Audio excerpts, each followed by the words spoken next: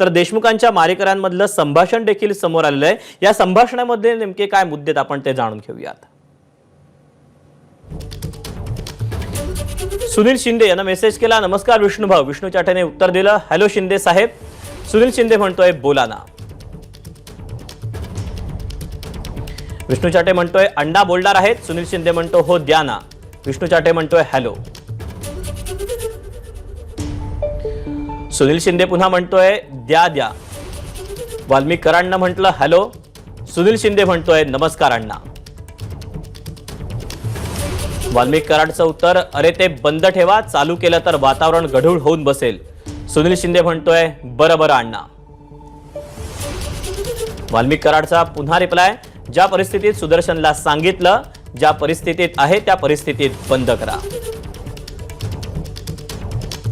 सुनील शिंदे म्हणते मी मेसेज देतो बरं का। वाल्मिक कराडचं उत्तर, मेसेज द्या नाही तर पुढे शिवी घातली आहे। सुनील शिंदेचं पुन्हा म्हणणं की बरं अण्णा। वाल्मिक कराड ते बंद करा म्हणजे बंद करा। सुनील शिंदेचं पुन्हा उत्तर वाल्मिक कराडला, बरं अण्णा। वाल्मिक कराड म्हणाल्या की झाल्या निवडणुका झाल्या, मी मोकळा झालोय। पुढे वाल्मिक कराड म्हणतोय की आता 2 मिनिटात सगळं बंद करा आणि तुम्ही पण तिथून सुटा। सुनील शिंदे म्हणतोय की हो अण्णा। वाल्मिक कराड म्हणतोय की ते बंद करा सगळं, बाकीचं बंद करून टाका। सुनील शिंदेचं त्याला उत्तर हो।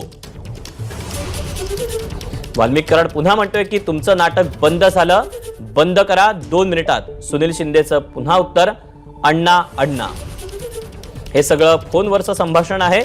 वाल्मिक कराडचं पुन्हा त्याला सांगणं आहे की सांगरे त्या सुदर्शनला फक्त मारामारी करू नको म्हणाव शिंदे।